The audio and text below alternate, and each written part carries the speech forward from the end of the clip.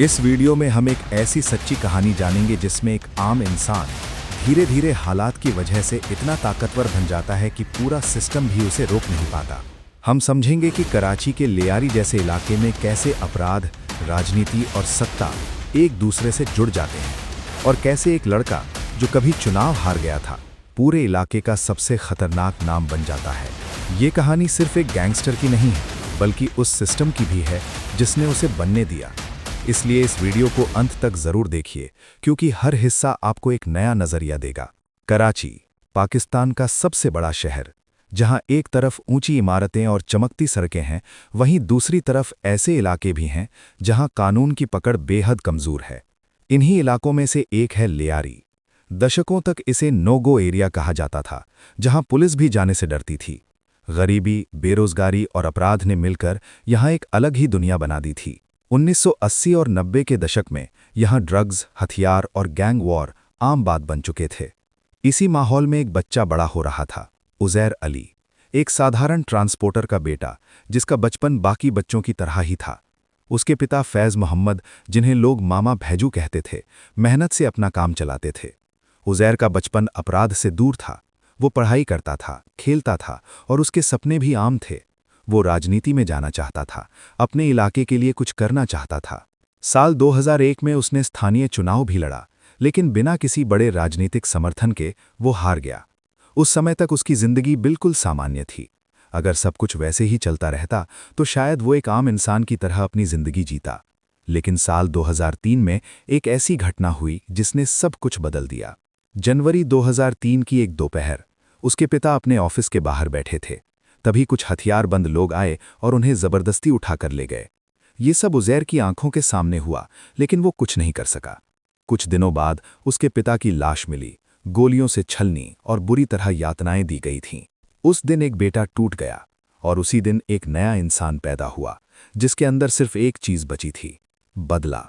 शुरुआत में उसने कानून का सहारा लिया, एफआईआर दर्ज कराई, अदालतों के चक्कर लगाए, लेकिन डर और दबाव की वजह से कोई गवाही देने को तैयार नहीं था। उल्टा उसे ही धमकियां मिलने लगीं। धीरे धीरे उसे समझ आ गया कि यहां न्याय अदालत से नहीं, ताकत से मिलेगा। यहीं से उसकी मुलाकात हुई रहमान डकैत से। रहमान पहले से ही एक बड़ा गैंगस्टर था और अरशद पप्पू उसका दुश्मन। उज़ैर ने पहले इस रास्ते को अपनाने से मना किया, लेकिन जब उसे लगा कि अकेले वो कुछ नहीं कर सकता तो उसने रहमान का हाथ थाम लिया और यहीं से शुरू हुआ लियारी का खूनी दौर। दो गैंग, रहमान डकैत और अरशद पप्पू, आमने सामने थे। हर दिन गोलीबारी, हर रात मौत। धीरे धीरे उज़ैर इस गैंग का अहम हिस्सा बन गया। वो सिर्फ लड़ ही नहीं रहा था बल्कि सीख भी रहा था, कैसे इलाके पर कंट्रोल करना है, कैसे नेटवर्क बनाना है और कैसे डर को हथियार बनाना है। फिर साल 2009 आया। एक पुलिस एनकाउंटर में रहमान डकैत मारा गया। इस ऑपरेशन का नेतृत्व किया एक ऐसे पुलिस अधिकारी ने जिसका नाम अपराधियों के लिए डर का दूसरा नाम था, एसपी चौधरी असलम। रहमान की मौत के बाद एक खाली जगह बनी और उसे भरने के लिए सबसे मजबूत नाम था उज़ैर बलोच। उज़ैर ने सिर्फ गैंग की कमान नहीं संभाली बल्कि उसे एक नए स्तर पर ले गया। उसने पीपल्स अमन कमेटी के जरिए अपनी ताकत को संगठित किया। ऊपर से ये एक सामाजिक संगठन लगता था, लेकिन असल में ये उसका पूरा सिस्टम था। उसने गरीबों की मदद की, राशन बांटा, खेलों को बढ़ावा दिया। लोग उसे मसीहा मानने लगे। लेकिन दूसरी तरफ वो व्यापारियों से भत्ता वसूलता था, जमीनों पर कब्जा करता था और अपने विरोधियों को खत्म करता था। धीरे धीरे उसकी ताकत इतनी बढ़ गई कि इलाके की राजनीति भी उसके इशारे पर चलने लगी। कौन चुनाव लड़ेगा, कौन जीतेगा, कौन पुलिस में पोस्ट होगा, ये सब उसी के कंट्रोल में था। लेकिन हर ताकत अपने साथ खतरा भी लाती है। 2012 में जब पुलिस ने लियारी में बड़ा ऑपरेशन शुरू किया तो ऐसा लगा कि अब सब खत्म हो जाएगा, लेकिन हुआ उल्टा। गैंग ने इतना जोरदार मुकाबला किया कि पुलिस को पीछे हटना पड़ा।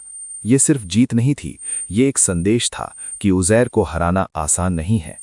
लेकिन उसकी सबसे बड़ी कहानी अभी बाकी थी, बदला। 2013 में उसे मौका मिला। अरशद पप्पू, जो उसके पिता का हत्यारा था, उसके हाथ लग गया। इसके बाद जो हुआ वो सिर्फ हत्या नहीं थी बल्कि एक ऐसा खौफनाक संदेश था जिसने पूरे शहर को हिला दिया। ये घटना इतनी क्रूर थी कि आज भी लोग उसे याद करके कांप जाते हैं। लेकिन यही उसका टर्निंग पॉइंट भी बना। इसके बाद सिस्टम पूरी तरह उसके खिलाफ हो गया। 2013 के बाद बड़े स्तर पर ऑपरेशन शुरू हुआ। रेंजर्स और एजेंसीज ने मिलकर उसके नेटवर्क को तोड़ना शुरू किया। उसे एहसास हो गया कि अब बचना मुश्किल है। वो देश छोड़कर भाग गया, पहले ईरान, फिर दुबई। लेकिन कानून से भागना आसान नहीं होता। 2014 में इंटरपोल ने उसे दुबई एयरपोर्ट से गिरफ्तार कर लिया। 2016 में उसकी गिरफ्तारी आधिकारिक रूप से घोषित हुई। पूछताछ में उसने कई चौंकाने वाले खुलासे किए, जिनमें सैकड़ों हत्याओं में शामिल होने की बात भी सामने आई। धीरे धीरे उसका पूरा साम्राज्य खत्म हो गया। जो कभी लेयारी का बेताज बादशाह था, अब वो जेल की सलाखों के पीछे था। लेकिन ये कहानी यहीं खत्म नहीं होती। ये कहानी हमें एक बड़ा सवाल देती है कि क्या उज़ैर बलोच सिर्फ एक अपराधी था, या फिर एक ऐसा इंसान जिसे हालात ने उस रास्ते पर धकेल दिया? क्या सिस्टम की नाकामी ने उसे बनाया, या फिर उसने खुद अपने फैसले चुने?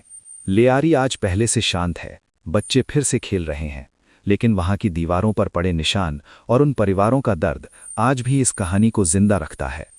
अगर आपको ऐसी सच्ची और गहराई वाली कहानियां पसंद हैं तो इस वीडियो को लाइक करें, चैनल को सब्सक्राइब